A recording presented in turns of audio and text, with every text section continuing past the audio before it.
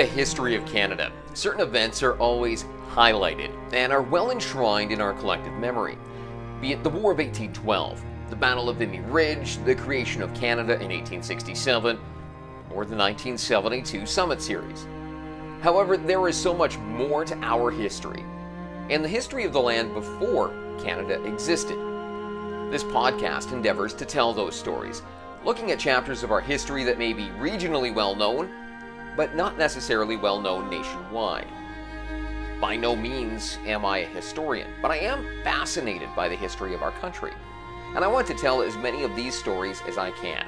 And if I can pass along my passion for the history of Canada to at least one other person, it makes this endeavor all the worthwhile for me. Welcome to Canadian History with Stephen Wilson. Joined once again by Jamie Neugebauer. Jamie joined us last time, and very popular having you on to talk about some of the things happening with the War of 1812. And once again, having you on as we kind of get to the later stages of the war. And one of the big things that a lot of people, when they talk about the War of 1812, it was the treaty negotiations that ended the war actually took quite a while. It wasn't one of those things where one of the sides said, you know what, we've had enough. They actually were negotiating for quite a bit. And I guess we'll start off with kind of fill people in on how the negotiate or how the idea of the sitting down to start talking about things started. Yeah, I mean, there was I think again it's a bit of a strange war in that the dialogue between the two countries never really ended. It was constant back and forth, and I think things got really hot in April of 2014 when Napoleon in France and Europe was first defeated. The British under the Duke of Wellington and his Spanish and Portuguese allies had taken Toulouse from the south. Russian and Prussian and Austrian forces were invading, along with Swedish forces, from France from the east. So, Napoleon just kind of pulled the chute, and the Europeans let it become the prince, whatever you want to call it, of this little island called Elba, and in the Mediterranean. So, that all being said, the British were no longer at war, they thought. So, all of a sudden, there was a big clamor to go and punish the Americans for this disturbance. And the Americans quickly said, you know what? Hey, that's maybe, peace would be nice. And also, we talked in the beginning, the Prelude to War podcast, about how the Americans were very unaware and unprepared for war. And they got more and more prepared, and they should have got better at it, quote unquote. But it was still a heavy burden on the American economy. And so there was a lot of clamor on the American side for peace as a result of that as well. So, thousands upon thousands of British troops are now free to come to America and punish. So negotiations were constantly kind of going back and forth. There was a lot of dialogue, as much dialogue as any kind of war that's ever been, especially, a war between two countries that are so far away from each other. Talking about thousands upon thousands of kilometers, of course, the difference between them.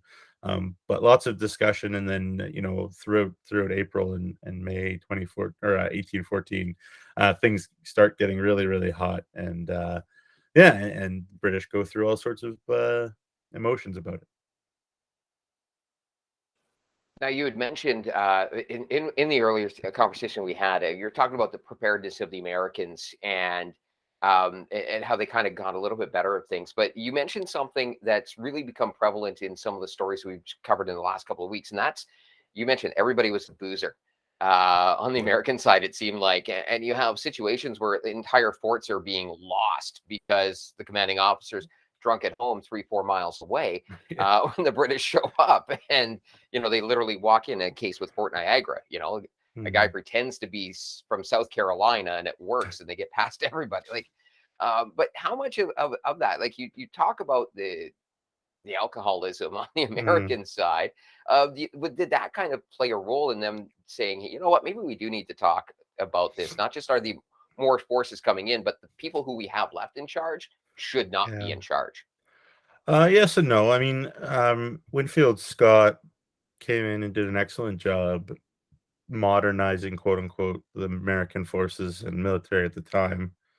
The quality of commander in the field for Americans, the American forces got a lot better as the war went on.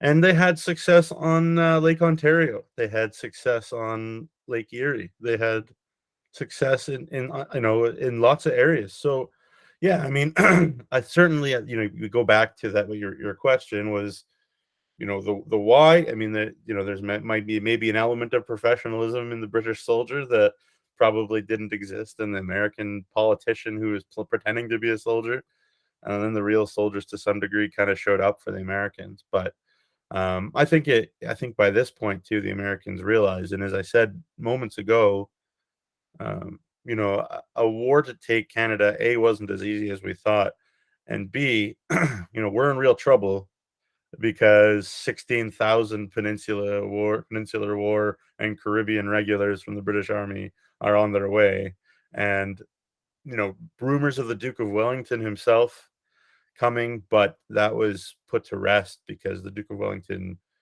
didn't really want to come and felt like a war to conquer America was kind of not possible. I mean, he was a shrewd reader of history, and I think part of the reason why the British lost the American Revolution, well, number one was the French, obviously, but one of the reasons down the list somewhere is the sheer size and the sheer will of the people to fight and to reconquer it, even though they thought would be unlimited resources for an unlimited amount of time, which they didn't in the end. And it's good for Europe and everybody that the Duke of Wellington wasn't busy in North America. Come the summer, the early summer of 1815, we can get into that later. But yeah, the Americans probably were quite thrilled with the state of their armed forces, but the cost of it all, the weariness of it all, and the fact that their goals of conquering Canada looked pretty far-fetched probably were big factors for the Americans seeking peace. Now, I know that when the negotiations started, the British basically said, "Hey, you know what? Sure, we'll stop fighting and that, but we get to keep what we're holding right now." Mm-hmm. But that didn't seem to last very long. Like, what was kind of is there any insight that's been provided as to why the British dropped Mm-hmm. the demand to say, "We'll keep what we hold"? Yeah, lots and lots of it goes to the thought processes that lasted up until World War One, and why the British got involved with World War One, which we can make another podcast about another time if you want. But that really is this notion of balance of power being something that's important in Europe. And for those that don't know what that means is, if the British have 10 guns and the French should have 10 guns and the Germans should have 10 guns and everybody should have 10 guns, and that way nobody will fight each other and that'll maintain peace. And so that was the talk at the peace treaties that were going on in Europe in the summer of 1814 with the concept that nobody should be gaining at other people's expense. They had to literally rewrite the borders and redraw the borders of Europe in all sorts of ways at this Congress happening in Austria that turned into the peace treaty that ultimately ended the Napoleonic Wars.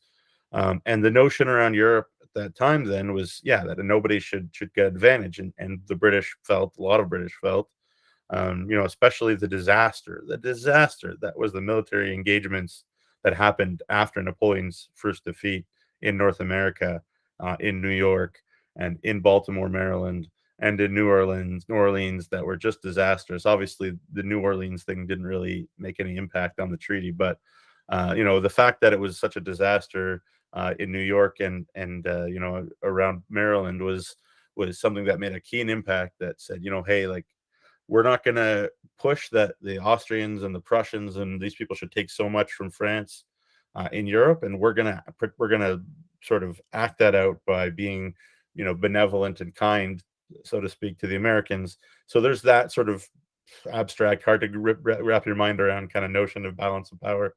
Then there's also the element that, and we talked about this before the war, in the prelude episode, was the British love to trade with the Americans. The Americans have a ton of raw resources. They have cotton, they have tobacco, they have, access to all sorts of lumber, and obviously Canada does too. But so many resources come out of the States that the British want their hands on. more than anything. And if the Americans can manufacture it and trade it, then all the better. So if they're not going to conquer America, they might as well, have good relations with it. So, and I think one of the things you want to talk about on this podcast is that was to the drawback, of course, of the people that hopefully were hoping to benefit from British success in the war. And that's very true, and that is the indigenous people of North America. I know one of the aims, at least when Sir Isaac Brock was in charge of the forces in Upper Canada, he basically told Tecumseh, as long as I'm around, there's not going to be a peace unless there's an indigenous homeland included in it. And then you have Brock getting killed in action, Tecumseh getting killed in action, and that never comes to be. And you have really, Mohawk and other Iroquois forces fighting with the British, and they get kind of left holding the bag, and all the promises that were made to them gone. Yeah, and you hit the nail on the head, and the history of Europeans lying to First Nations is appalling. The history of Europeans using treaty language and terminology is appalling. And then in this case, the Treaty of Ghent just does not mention the First Nations at all.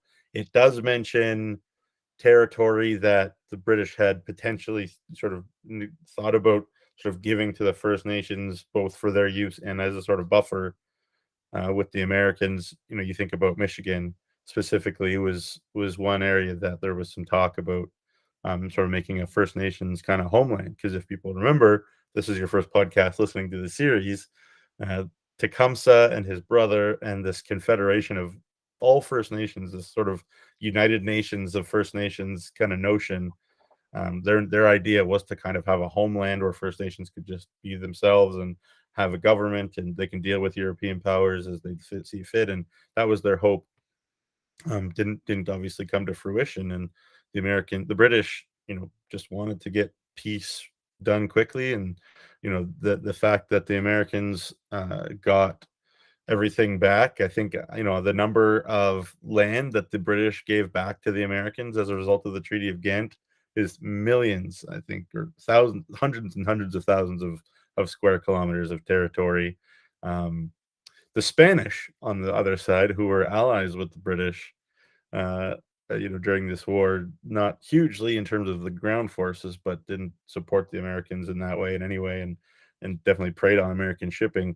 They kind of got screwed over too in some ways because of some land in Florida, but that's not really part of our discussion. But you're right, the First Nations were appallingly screwed over, and especially given the fact that they shed so much blood and risked so much and had so many people move from such far away to fight in this war in Canada. I mean, there were First Nations from the south of the U.S., from Kentucky, from Indiana, who had come up to fight in this war to protect British North America, and they just got nothing for it. And it's really sad, it really is.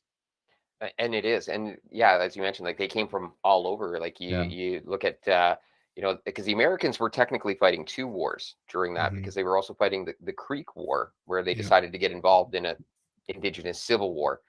But you had the people from down there, from the southern United States, coming up to join the Tecumseh Confederacy. And Mm-hmm. it really is a bit of a testament that they were able to kind of hold on to that indigenous, I guess, support throughout the rest of the war, even after Tecumseh's death, only to kind of squander it all and really remove whatever goodwill they had built up. Yeah, I mean, and that's kind of an element of the fact that there was lots of success. I mean, the classic line is who won, who won the War of 1812. I mean, territorially speaking, the British won the War of 1812. Like, the amount of territory the British took from the Americans is quite large. And so the First Nations, their leadership continuing to get killed, unfortunately. But they still saw this potential, right, for land to be theirs and for the British to hold true to their word, and it didn't work out. It's a real shame. I should say that the Treaty of Ghent did mention that the British would no longer support and supply American First Nations resistance to the Americans, and that was one of the the sort of the causes that we talked about for the war, that the British Americans felt that the British were aiding and abetting and arming First Nations resistance in the States itself, what we would call the American sort of sphere of influence. If it wasn't sort of in the what we would call the original 13 colonies, the Americans kept moving, and the British promised not to continue giving money and arms to the First Nations there. But so that was one mention, but obviously that's detrimental to the First Nations and not helpful to the First Nations. Yeah, well, that's you have to imagine how different things could have been if they Yeah. had have actually been able to, or even if there was no homeland, if the British still continued to supply them, because you take a look at how things happened Yeah. afterwards, and really, but as you said, it's kind of just added to the history of Europeans kind of screwing over their allies. Hmm. In not just in North America, but pretty much everywhere around the world, always screwing over the indigenous allies. Yeah.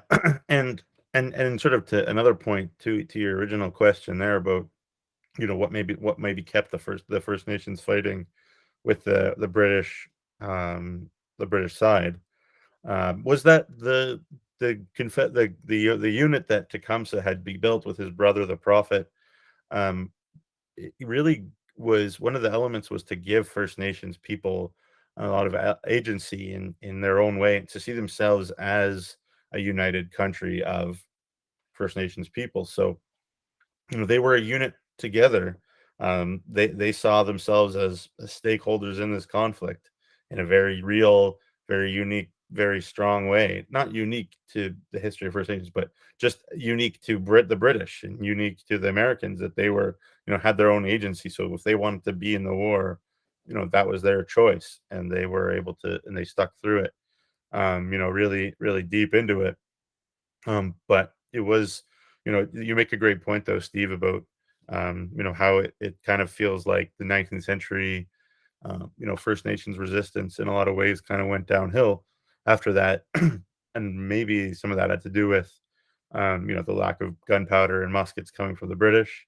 Also, obviously much has been made about, the strong population decline of First Nations people, from the point of European, contact downwards. There's all sorts of reasons, but certainly that's one of them. Now, of course, we've talked about the Treaty of Ghent, and while the Hmm. negotiations were happening, like in earnest, when the Americans finally decided to buckle down and be like, "All right, oh, we've had enough. We're starting to have enough. Let's, you know," or well, as you said, the British get 16,000 troops coming over, and it's almost as though the Americans like, "No, no, we were just kidding about wanting to do this." Like that's kind of how I can see Mm. it. But there were some key battles that happened afterwards, and I I want to touch on two of them because we actually have to kind of shatter a Canadian myth during our conversation. But first of all, we'll talk about the Battle of Lundy's Lane, which kind of happened at around the exact same time that Napoleon abdicated. Mhm. But Lundy's Lane was considered to be a really crucial battle during the War of 1812, even in terms of just the number of lives lost, which was kind of a thing that you don't really expect. You hear of all these other ones, and Lundy's Lane kind of slips by over some of the other ones like Queenston Heights or Washington. Yeah, well, I mean, it shouldn't, because it was appalling. Like it was the most bloody battle.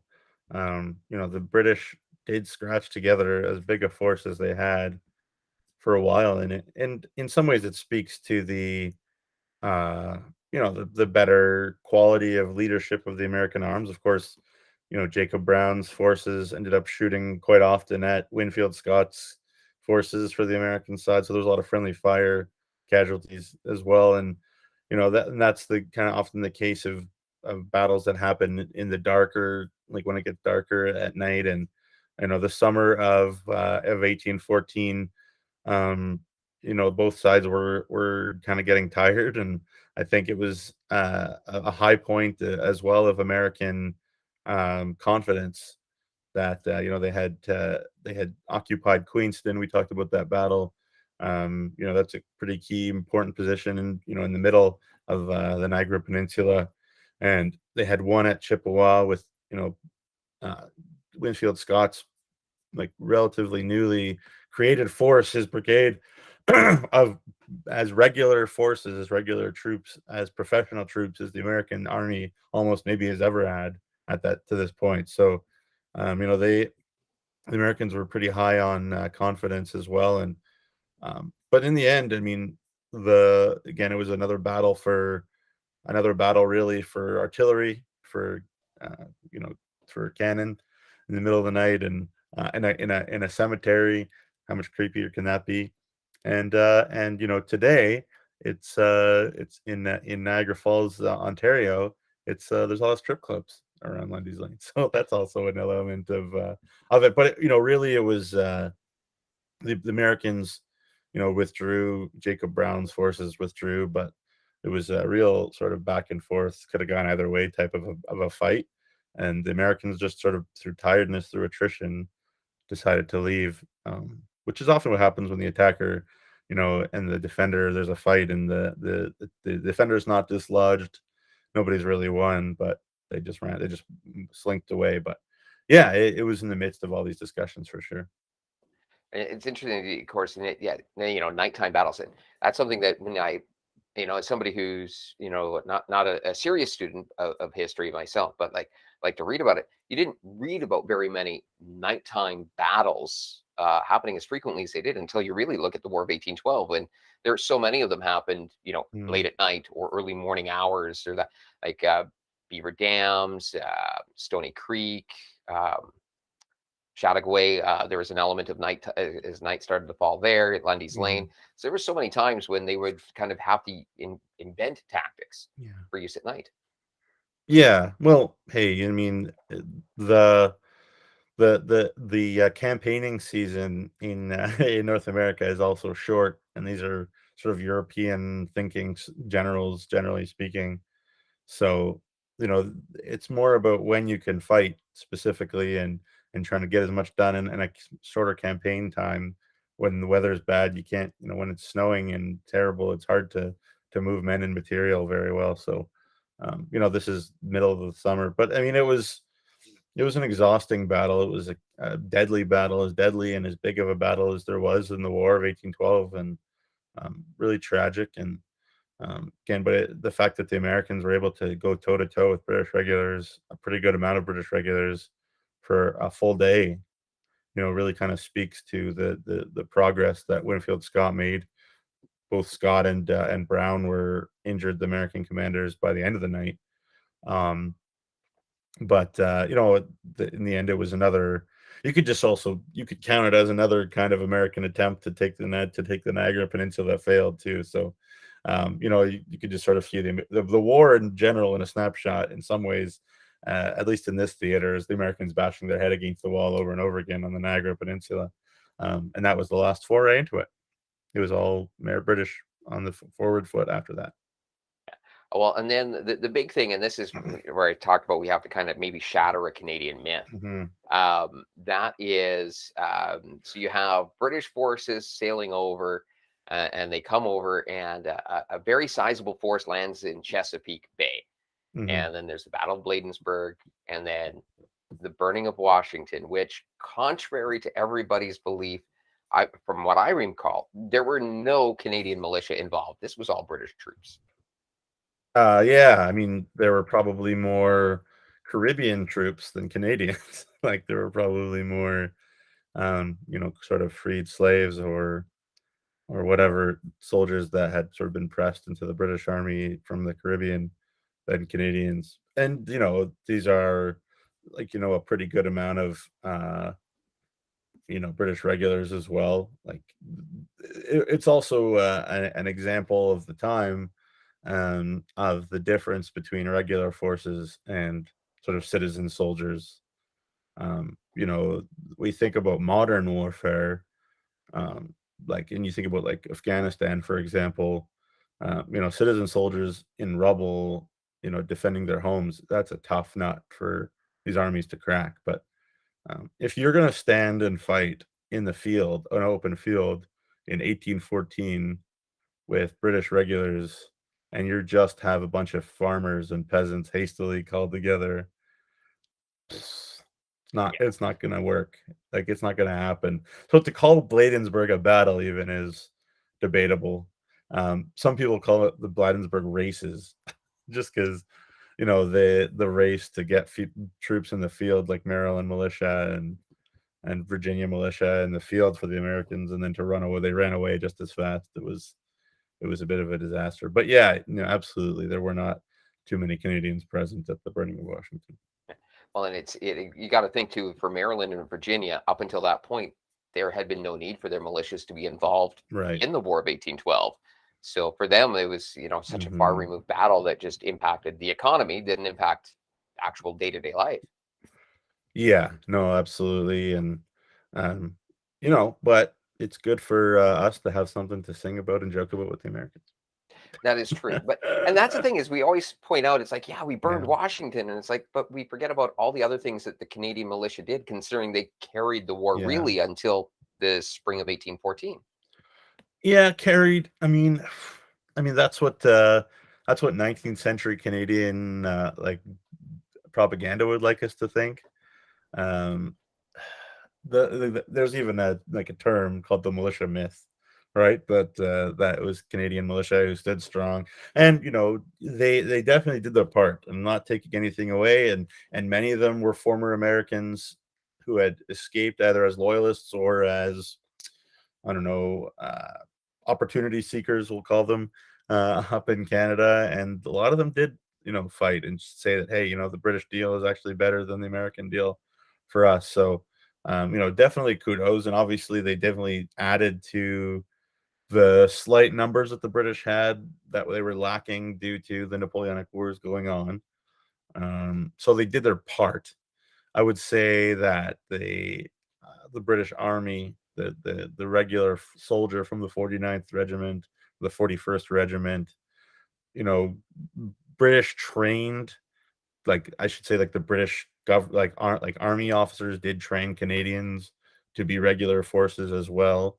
You think about the New Brunswick fencibles coming all the way from the Maritimes to fight as well. So there was, but I would say the real reason why why we were able to hold off the Americans from our side of things was the training of the British soldier, to be honest, more than the metal of the Canadian militiamen. But and also our terrain, lots of elements, obviously, and the poorness of the American soldier.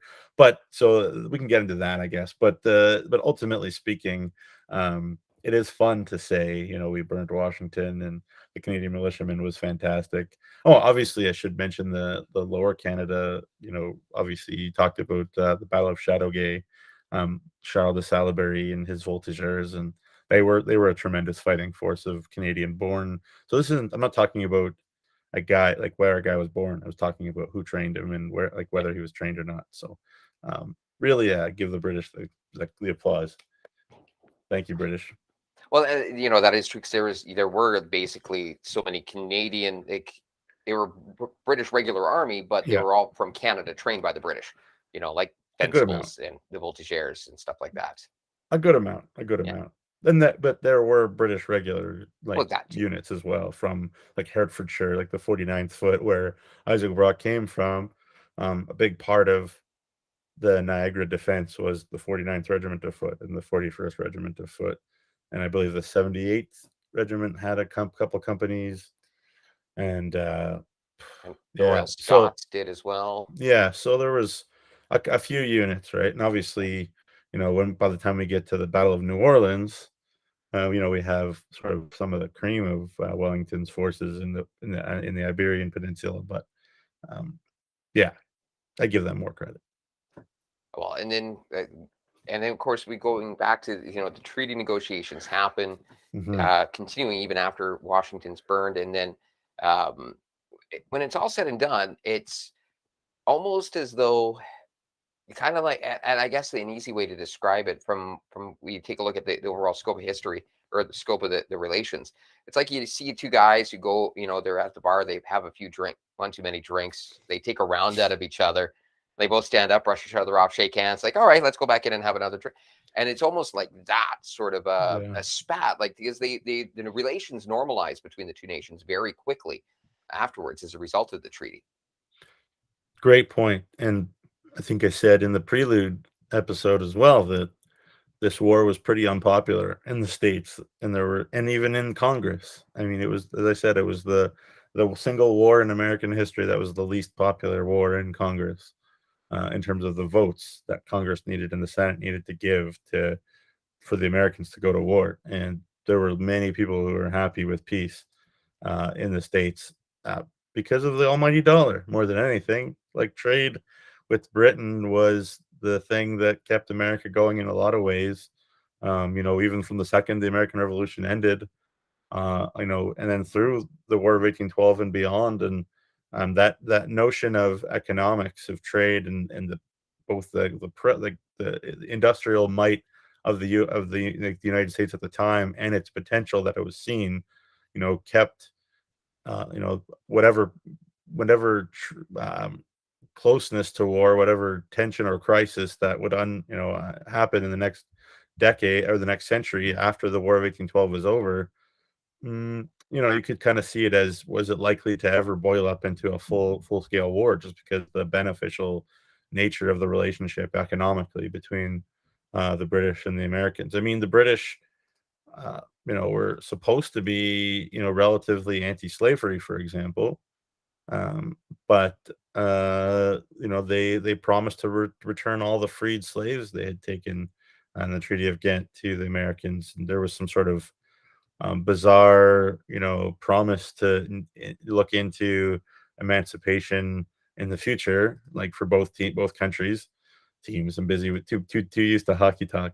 Um, but obviously the British did give back a lot of the slaves, though in the 1820s the British paid the Americans, like 1,500 or 15 million or 1.5 million, US dollars, for the slaves that they had sort of repopulated in Nova Scotia and different places, also in sort of Windsor, Ontario area and whatnot. So there were, slaves that were offered, freedom if they fought and that sort of a thing. And lots of slaves would run away, obviously, to Canada under the Underground Railroad. And the war was a great time to do that. But obviously, it wasn't for another, 50 plus years that slavery wasn't, officially ended in the States. But that was another one. I was going to say, and it is kind of interesting because you take a look at just the 40 years difference between the end of the Revolutionary War, when, Guy Carleton happens to basically lose the book that they had written Yeah. down, oh, we owe you this much. Sorry, it fell in the water, and the Yeah. Americans didn't provide or get any reparations, then. But Mhm. to the British being like, you know what? We like doing business with you. We're going to play nice this time. All right. Yeah. We actually did keep track. Yeah. And I guess there was an element of respect towards the American ability to cause maritime mischief, we'll say, more than anything. More than a fear that the Americans could muster an army and fight and invade Britain or something.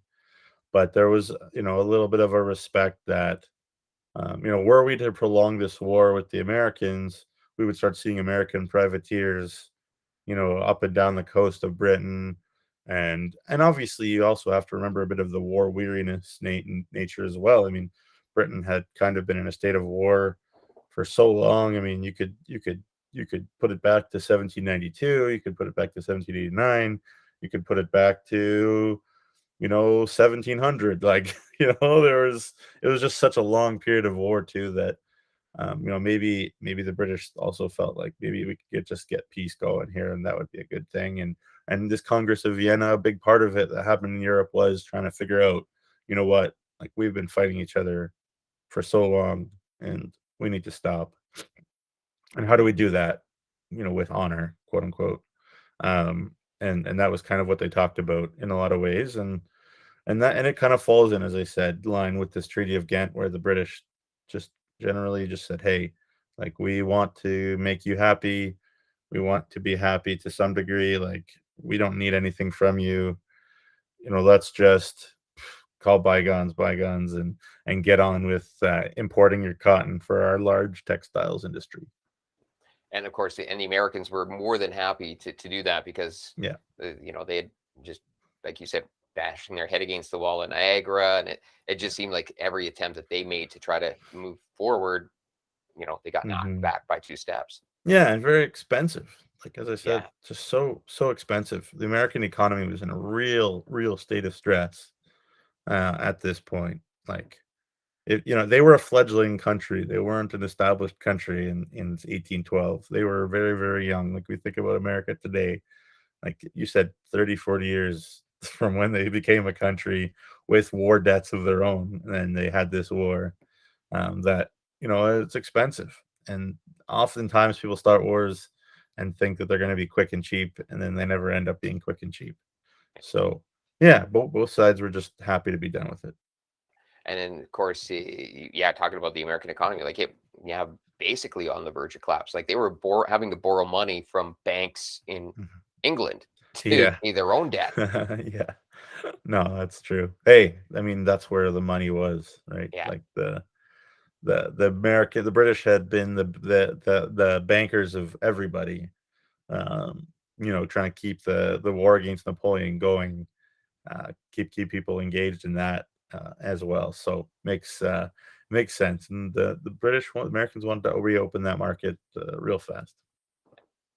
Well, thank you very much for taking some time and chatting with us here today, Jamie. It's been great once again catching up with you about the War of 1812, and we'll definitely, as we go on to more subjects about Canadian history, we'll have you jump on. That would be great. I would love to, for the people listening, I would love to talk about the Fenian raids. Just a thought. Yeah. So there you go. Yes, I have the Battle of the Windmill. All right. All right. Thank you very much, Jamie. Thank you.